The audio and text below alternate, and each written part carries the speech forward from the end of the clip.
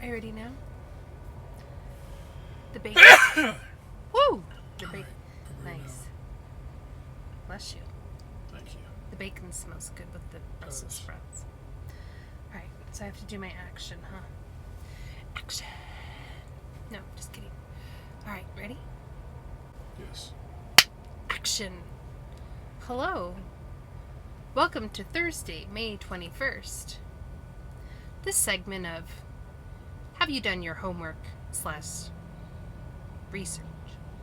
Are you still doing it? Well, I have some more things for you because these are some other things that I've been thinking about and I've shared them with Vince. So I have my notes. I've been writing them down, so you'll have to forgive me. I'm going to glance at them and reference to them. And these are things I didn't learn during truck school.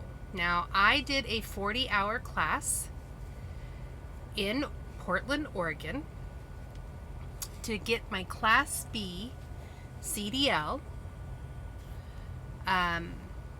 It included a little bit of book knowledge, and then the rest of the week, which was just Tuesday, Wednesday, and Thursday, was driving a dump truck. I did it in a manual. So that's what I did to get my Class B license. And this is my list of things I didn't learn during truck school.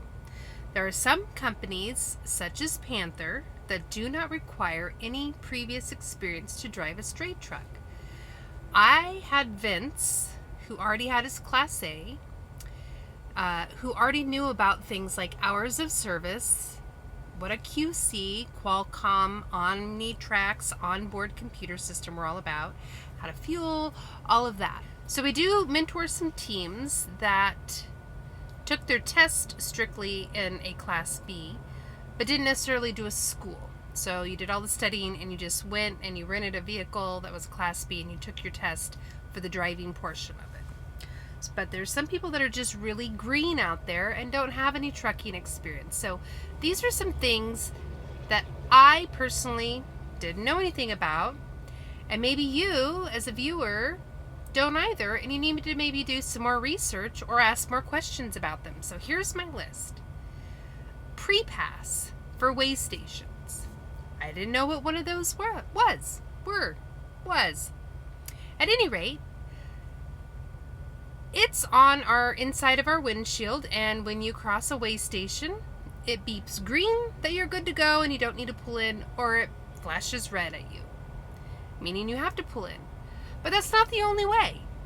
Sometimes you have to read the signs really clearly. In fact, you should be reading the signs at all times. You have to read bypass way station. Those are signs on the side of the road that light up. Sometimes there's no notice. Sometimes it says when flashing, pull in. Sometimes it says when flashing, don't pull in. Every way station across the U.S. is different. I'd say no two are probably the same. So that was something I didn't know anything about. Vince had to share that with me. How about the engine brake? I didn't learn that in my class during my truck school for the 40-hour class. I learned in a dump truck in Portland. I guess I didn't need a jake brake or an engine brake. The first time I encountered the need for the engine brake was in Arizona with an 8% grade. I didn't have to. I chose to pull over because Vince and I had already talked about it. Pulled over. I woke him up, and he walked me through how to use it. How are you going to use that? Do you know how to use it? How will you learn how to use it? These are questions and research that you may need to do. How about DEF? DEF. Vince, I know you're on the camera, but could you help me out? What is DEF? You want me to give it? Diesel enhancement fuel. Nope. Detergent energetic fuel. Nope. Come on. Help a sister out. Diesel exhaust fluid. Woo! So that's at the pumps with your diesel. I didn't know what DEF was. DEF goes in our truck.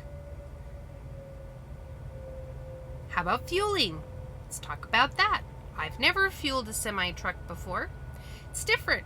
How do you start the pumps? There's a pump for each side. These are all things that you might want to do research on. Next on my list, trip planning. Now, I like a good vacation and I'm a really good planner, and I'm actually OCD when it comes to planning, like down to the second.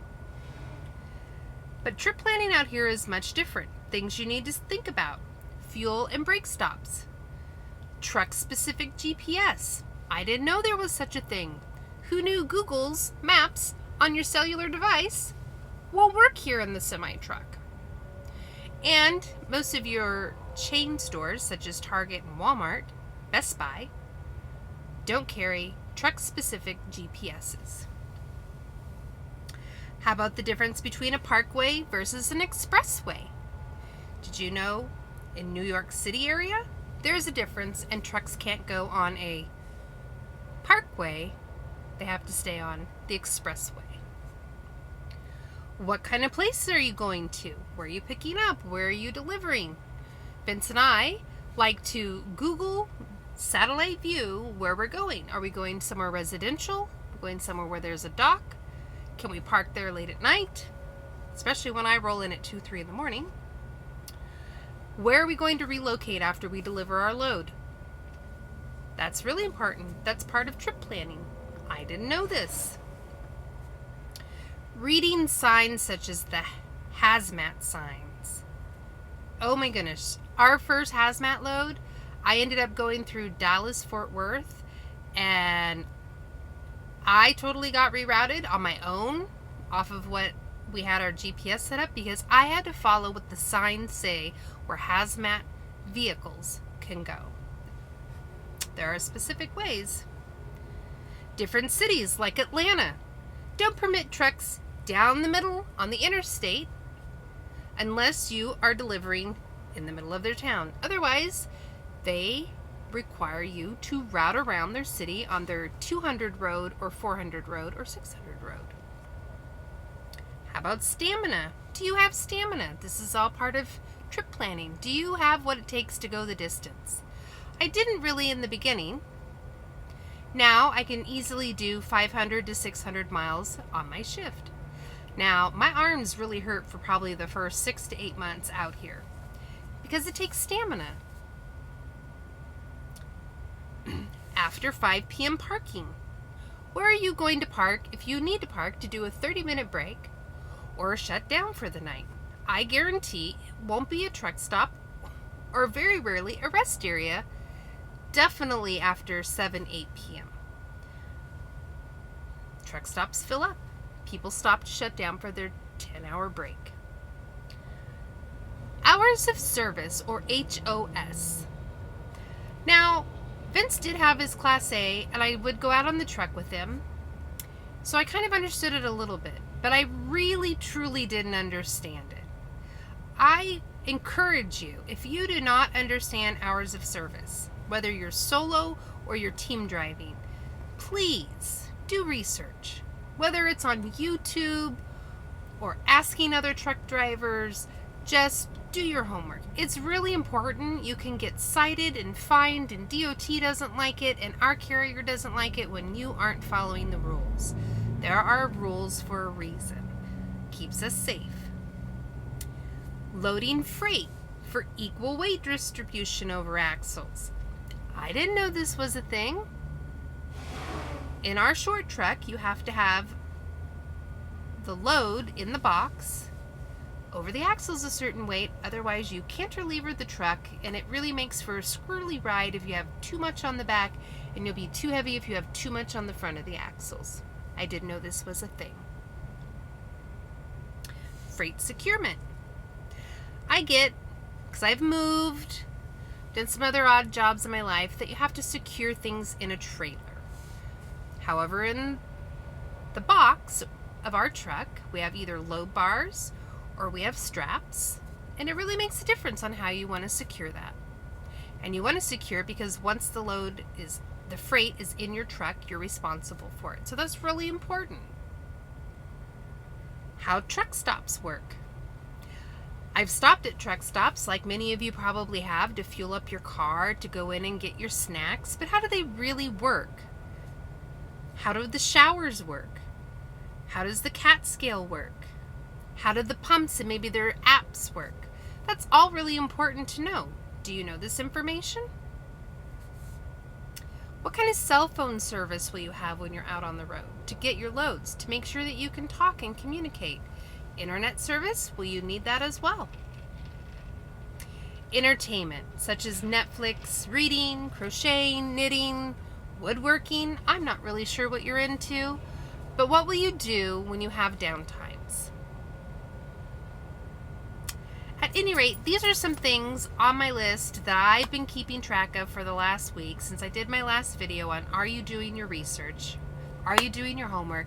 Are you really digging in deep to making the career change over here to driving truck? Whether it be just a regular semi-truck or our straight trucks here that we drive here at Highfield, are you doing your research? And maybe it isn't even with trucking. Are you just doing your research with the career change you want to make?